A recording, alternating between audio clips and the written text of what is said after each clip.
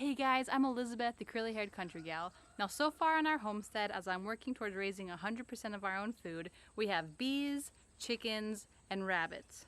But Lord willing, next year we're gonna add pigs, and maybe goats, and maybe a cow eventually. So I've been working on installing the fencing, thanks in large part to the help of my baby brother who came and stayed with us for a while. So I'm gonna show you the 4 materials or tools that came in handy as I was putting up this fence. Let's do this thing.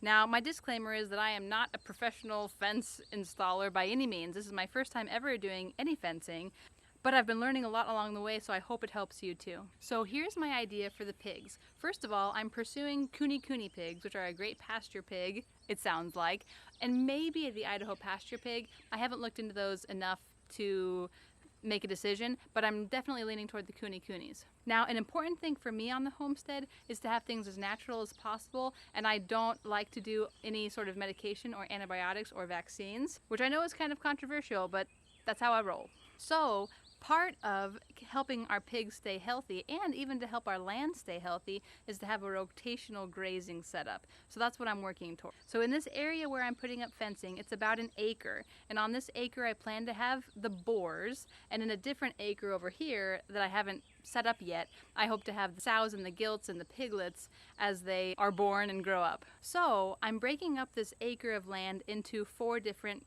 grazing paddocks. So I'm doing a rotational grazing setup. So the way that I have it designed is I have a common area where I'm going to put the shelters for the pigs and maybe goats or whatever else we have, as well as the waterer and any sort of feeder that I need. Although hopefully I won't have to use a feeder too much, because I do want to use this as a really heavily pastured animal, because I want this to be as low cost as possible. So it's going to be divided into 4 different paddocks with gates on each of those, and so I'll keep the gates closed when I don't want them in, and I'll open up one gate at a time to let them out there to graze. So material number 1 is the T-post. Now I wanted to give you a rough idea of how many T-posts I use for this project.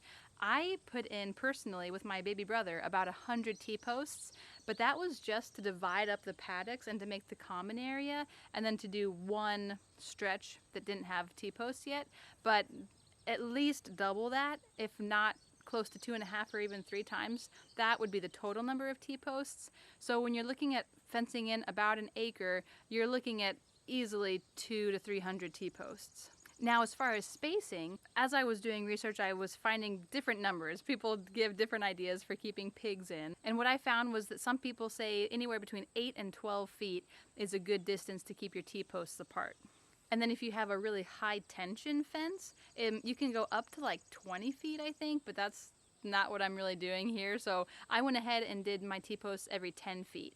Now, another tidbit that I picked up along the way is that you want to try to bury 1/3 of the T-post in the ground. So if you have 6-foot T-posts, you want 2 feet of it to be in the ground. So you just want to keep that in mind with the height of your fence and the height of the T-post that you get. So material number 2 is twine. Now this might seem like a really simple thing, but it was kind of an afterthought to me.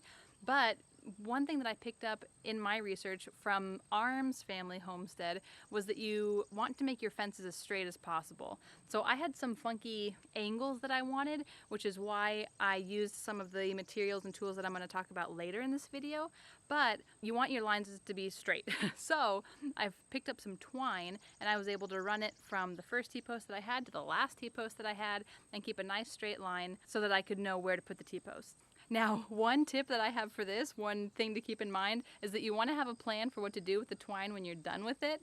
I made the huge mistake of just having this wad of twine. It wasn't knotted per se, but it was just this wad of twine in the back of the truck as we were working on fencing. And then these T-post fence clips, which I'll talk about later, got spilled into it.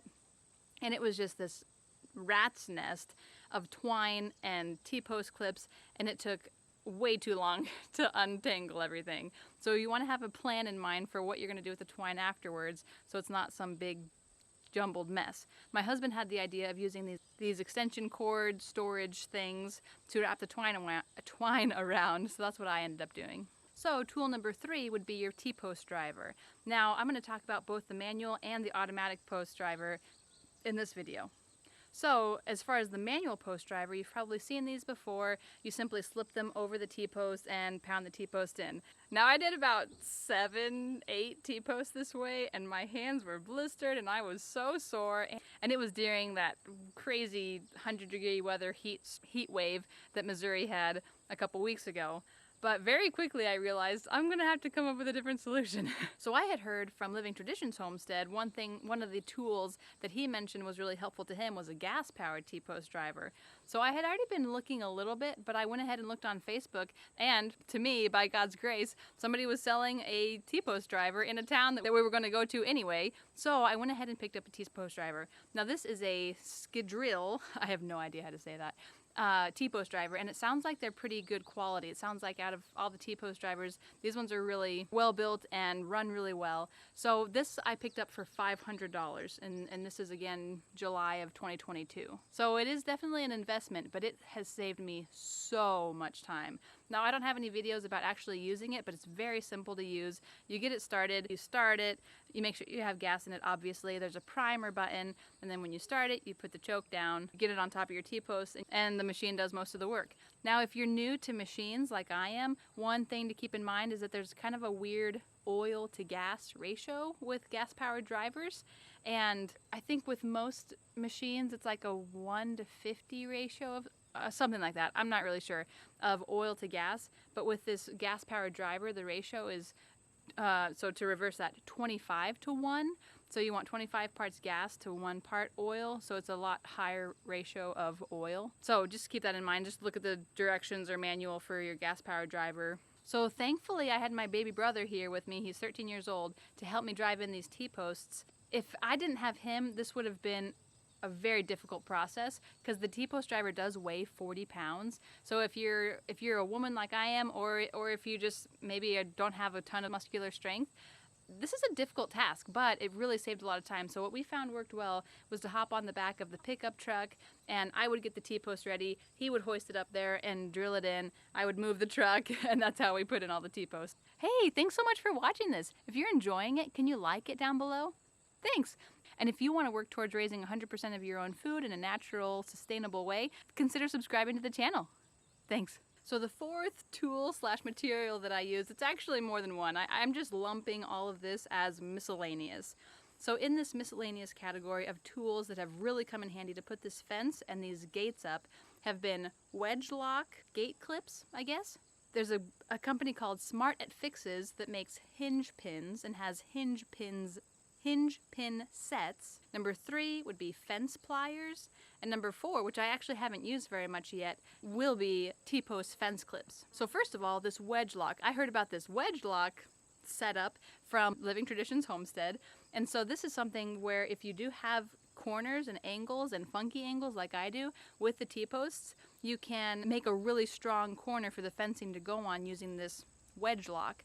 And I'm going to show you here how you put it on. It's super easy. So you just affix this little square piece onto your T-post and you just rotate it. And then you have this other piece that just kind of slides in around the back of the T-post, the part that sticks out, that doesn't have the ridges on it. And it slides down and it locks into place. And then there's these two angled pieces. I think they're at a 60-degree angle, or maybe one's at a 60-degree and one's at a 40-degree. I'm not actually sure on that. But all you do is stick one end of the T-post in the bottom and you put it at an angle and you stick the other one in the top. Super easy. I highly recommend it. It's been great so far. And then the second tool in this miscellaneous category is these hinge pins, or this hinge pin set. And these are made in the US, which is always a plus for me, but this makes hanging gates super easy. So just like with the wedge lock, all you have to do is slide it onto the T-post. Put on this bottom piece first, and then you slide on the top piece. All it does is slide right onto the T-post, and you just hang your gate on it. It's so easy. And there's a little pin, a little nail that you use to lock in the top, and there's a little washer that goes on the bottom to help things move smoothly. But that has been awesome so far. So that's how I'm putting up all 5 gates with the pig pens. So there's 4 pens dividing each paddock, and then there's 1 pen getting into it, and I've been really happy with them so far. Again, highly recommend. And this I actually heard about from Country Living Experience Homestead, so I'm thankful that they put that video out showing that you can use this to make gates using T-posts. Now the last 2 things that I am going to use with putting up this fence that I haven't gotten to yet has been the fence pliers and the fence clips. Now I have been using the fence pliers to get out some of the big staples on the corner posts of parts of the fence that I need to redo. But this is it's going to be a really helpful tool to use to get the fence clips on. So that's what you're going to need to use with those. They're just called fence pliers. And then the last thing, of course, is the T-post fence clips. And that was actually one thing that just slipped my mind as I was thinking about materials for putting up this fence. I thought, okay, I know I'm going to need T-posts, I know I'm going to need a post driver, I know I'm going to need twine, and I totally spaced the fence clips. So most people put 3 or 4. I have been seeing mainly 4 clips per T-post. So just keep that in mind. If you're going to put up 100 T-posts, you're going to need 400, at least 300 clips. So where I'm at with this project, I've got about 99% of the T-posts in, and I have 3 of the 5 gates installed. With one of the gates, I was hitting a root of a tree, so I'm going to have to just move the gate over a little bit. Not a big deal. So what I still need to do is use my fence stretcher, and I got that design and idea from Living Off Grid with Doug and Stacy. So I need to go ahead and stretch the fence and install the fence. So I'm probably maybe a little over halfway through with this project. I thought that after getting all the T-posts in, I was way closer, but it's going to take a while to get that that field fencing up. And with the field fencing, one thing that you and I need to keep in mind is how you're going to move it. Because we have a tractor, but it's not working right now. But that field fencing is heavy. I want to say it's like 300 pounds or something. So without a tractor that's working, I think I'm going to need to use our little lawn cart, try to get it up on there and get it to where I need it to go and unroll a bunch of it, and hopefully it'll be a lot lighter to move it to the next spot.